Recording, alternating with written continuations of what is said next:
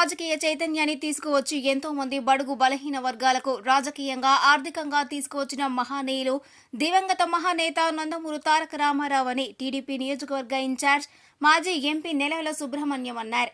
ఎన్టీఆర్ 30వ వర్ధంతి సందర్భంగా ఉమ్మడి నెల్లూరు జిల్లా నాయుడుపేట పట్టణంలోని టీడీపీ పార్టీ కార్యాలయంలో ఎన్టీఆర్ విగ్రహానికి పూలమాలలు వేసి ఘన నివాళులర్పించారు. ఈ సందర్భంగా నెలవల సుబ్రహ్మణ్యం మాట్లాడుతూ రాష్ట్ర అభివృద్ధి ప్రదాత నందమూరి తారక రామారావు అని కొనియాడారు. రాష్ట్రంలో ఎంతో మంది బడుగు బలహీన వర్గాల వారికి రాజకీయ భిక్ష పెట్టిన మహానాయకుడు ఎన్టీఆర్ అన్నారు. రాష్ట్రంలో మహిళలకు పురుషులతో సమానంగా హక్కు కల్పించిన ఏకైక ముఖ్యమంత్రి అన్నారు. రాయలసీమకే తలమానికంగా ఉన్న సిమ్స్ ఆసుపత్రి, పద్మావతి యూనివర్సిటీని ఏర్పాటు చేశారన్నారు. తెలుగు గంగా కాలువలు ఏర్పాటు చేసి రైతులు సుభిక్షంగా 3 పంటలు పండించుకునేలా కృషి చేశారన్నారు. ఎన్టీఆర్ ఆశయాలను ముఖ్యమంత్రి నారా చంద్రబాబు నాయుడు, మంత్రి నారా లోకేష్ కొనసాగిస్తున్నారన్నారు.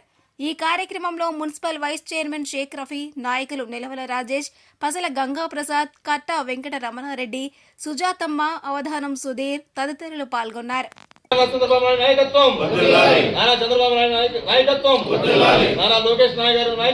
ఈ రాష్ట్ర అభివృద్ధి ప్రదాత, తెలుగుదేశం పార్టీ వ్యవస్థాపక అధ్యక్షుడు శ్రీ నందమూరి తారక రామారావు గారి 30వ వర్ధంతి సందర్భంగా సూలూరుపేట నియోజకవర్గంలో మనందరి అభిమాన శాసనసభ్యురాలు డాక్టర్ నెలవల విజయశ్రీ గారి సూచనల మేరకు నాయుడుపేటలో ఉండే టీడీపీ కార్యాలయంలో పట్టణాధ్యక్షుడు రఫీ గారి నాయకత్వంలో ఈరోజు ఇక్కడ వర్ధంతి కార్యక్రమం జరుగుతూ ఉంది. ఈ కార్యక్రమానికి చేసిన బెట్టకు మునుపు కొంతమంది పెత్తందారుల చేతుల్లో ఉండి వారి అనుమాయులకే పదవులు వచ్చి వారే ఈ రాష్ట్రాన్ని పరిపాలించడం కూడా జరిగేది. 1982లో పార్టీ పెట్టిన తర్వాత 83లో ప్రత్యక్షంగా ఎన్నికల్లో ఈ రాష్ట్రంలో ఎంతోమంది యువకులకి, బడుగు బలహీన వర్గాల వారికి రాజకీయ భిక్ష పెట్టిన మహానుభావుడు శ్రీ నందమూరి తారక రామారావు గారు. బస్ కండక్టర్ లాంటి వ్యక్తిని శాసనసభ్యుడిగా చేశారు. మరి అప్పుడే చదువు పూర్తి చేసుకుంటున్న లాగాని మరి ఒకటి ఏదైనా పై చదువులు చదువుకున్న వ్యక్తులందరినీ కూడా, యువకులందరినీ కూడా రాజకీయాల్లోకి ఆహ్వానించి వాళ్ళకందరికీ శాసనసభ్యుడుగాను, పార్లమెంట్ సభ్యుడుగాను ఏదో ఒక పదవి ఇచ్చి వాళ్ళని ఈ రాష్ట్రంలో రాజకీయాన్ని బడుగు బలహీన వర్గంలో వారి దగ్గరికి తీసుకున్న మహానాయకుడు అన్న ఎన్టీ రామారావు గారిని కూడా తెలియజేస్తా ఉన్నాం.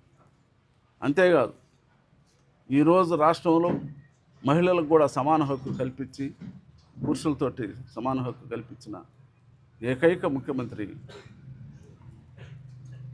ఎన్టీ రామారావు గారు. అంతేకాకుండా రాయలసీమకే తలమానికగా ఉన్న సిమ్స్ హాస్పిటల్ ఎన్టీ రామారావు గారి యొక్క ఊహల్లో నుంచి వచ్చింది.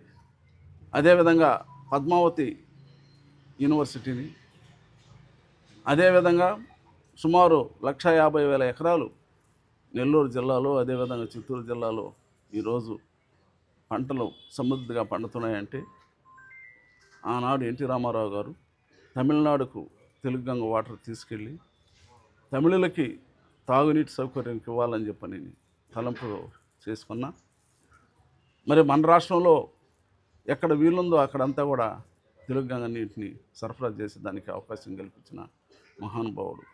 ఈరోజు రైతులు సుభిక్షంగా 2 పంటలు పండించుకుంటున్నారంటే ఆనాడు ఎన్టీ రామారావు గారు తీసుకున్న నిర్ణయం అని చెప్పని కూడా తెలియజేస్తాను. తెలుగు గంగ అయితేమి, సిమ్స్ హాస్పిటల్ అయితేమి, అదేవిధంగా విజయవాడలో ఎన్టీఆర్ యూనివర్సిటీ, మనకు ఒక సపరేట్ యూనివర్సిటీ ఏర్పాటు చేయాలా అని చెప్పని అక్కడ ఎన్టీఆర్ మెడికల్ యూనివర్సిటీని కూడా స్థాపించారు. మరి నా విజయవాడలో మన ఇటీవల చూస్తే బస్టాండ్ మరి ఇండియాలోనే ఎక్కడా లేదు అంత బస్టాండ్, అంత అపురూపంగా తీర్చిదిద్దాడు ఆయన. మరి ఆయన అందుకే నేను చెప్తా ఉండేది ఆయన అభివృద్ధి ప్రదాత అని. మరి అంతేకాదు, ప్రభుత్వ విషయాలకు వస్తే రెవెన్యూ సమస్యలు ఏ విధంగా ఉండేదో, ఈ మున్సిపల్ కరణాలు గ్రామాల్లో ఏ విధంగా వాళ్ళ యొక్క పెత్తనం చెలాయించేవాళ్ళు మనకందరికి కూడా తెలుసు. మరి ఆ ఒక్క కలంపోటుతో మున్సిపల్ అదేవిధంగా కర్ణాల వ్యవస్థను రద్దు చేసి మరి వీఆర్ఓలు, మరి తెలంగాణలో పట్వారీ వ్యవస్థ ఉండేది, మరి వాళ్ళ దాటికి పేద ప్రజలు విలవిల్లాడిపోయేవాళ్ళు. దీన్ని తప్పించాలని చెప్పని ఆయన ఒక నిర్ణయం తీసుకొని మరి వీఆర్ఓల వ్యవస్థ తీసుకొచ్చాడు, మున్సిపల్ కర్ణాలు వ్యవస్థను రద్దు చేసి. మరి అంతేకాదు, ఈరోజు మాండలిక వ్యవస్థ మండలాలు వచ్చాయంటే ఎన్టీ రామారావు గారి పుణ్యమే. ఎక్కడో తాలూకా ఆఫీసు 6 మండలాలకు ఒక తాలూకా ఆఫీసు ఉండేది, దాన్ని ఆ విధంగా కాకుండా మరి ప్రజలకు దగ్గరలో పరిపాలన తీసుకెళ్లాలా, ప్రజలకు అందుబాటులో ఉండాలా, చుట్టూ 20 కిలోమీటర్ల కంటే 15 కిలోమీటర్ల కంటే ఎక్కువ ఉండకూడదు రెవెన్యూ ఆఫీస్ కానీ ఎండిఓ ఆఫీస్ కానీ అనుకునే ఉద్దేశంతో ఆయన మాండలిక వ్యవస్థ తీసుకొచ్చాడు.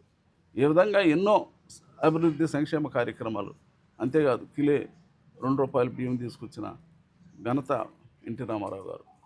మరి అదేవిధంగా ఇళ్ల నిర్మాణం ఆయన హయాంలో ₹10,000 ఇచ్చి మరి ఎన్నో వేల పూరిళ్ళన్నీ కొట్టేసి మరి పక్క ఇళ్ళు నిర్మాణం చేపట్టడం కూడా జరిగింది.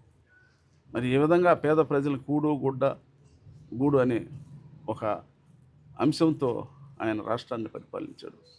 మరి జనతా వస్త్రాలు ఇవ్వడం అయితేమి, మరి అదేవిధంగా ఇళ్ళ నిర్మాణం అయితేమి, మరి ₹2 కిలో బియ్యం అయితేమి, ఇవన్నీ కూడా పేద ప్రజల కోసం ఆయన అందించిన బాట అని చెప్పని కూడా మీకు మనవి చేస్తూ ఉన్నాను. మరి ఆయన బాటలో ఆయన వదిలిన అన్ని అంశాలను కూడా ఎన్టీ రామారావు గారి యొక్క అడుగుజాడల్లో ఈ రోజుకి తెలుగుదేశం పార్టీని ముందుకు తీసుకెళ్తున్నారు మన ప్రియతమ ముఖ్యమంత్రి నారా చంద్రబాబు నాయుడు గారు.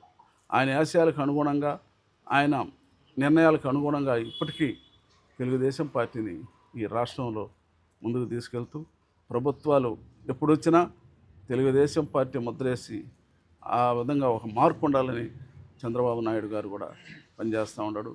ఈ రాష్ట్రంలో బడుగు బలహీన వర్గం వారికి కానీ, అన్ని కులాల సంక్షేమాన్ని కానీ, మరి రైతుల యొక్క సంక్షేమాన్ని కానీ, మరి అదేవిధంగా నిరుద్యోగ యువతుల యొక్క సంక్షేమం కానీ ఒక్క నారా చంద్రబాబు నాయుడు గారు వల్లనే అవుతుంది. కాబట్టి మనం అందరం కూడా ఆ పార్టీలో ఉండిన దానికి మనకెంతో గర్వకారణంగా ఉందని చెప్పని కూడా మనం చేస్తూ, మరి భవిష్యత్తులో మనం అందరం కూడా నారా చంద్రబాబు నాయుడు గారి నాయకత్వంలో, అదేవిధంగా నారా లోకేష్ బాబు గారి అడుగుజాడల్లో మనం అందరం కూడా పయనించాలని చెప్పని కూడా తెలుగుదేశం పార్టీ నాయకులకి, కార్యకర్తలకి కోరుతూ సెలవు తీసుకుంటున్నాం. మరిన్ని న్యూస్ అప్డేట్ కోసం A3 న్యూస్ ఛానల్ ని సబ్స్క్రైబ్ చేసి బెల్ ఐకాన్ ను ప్రెస్ చేయండి.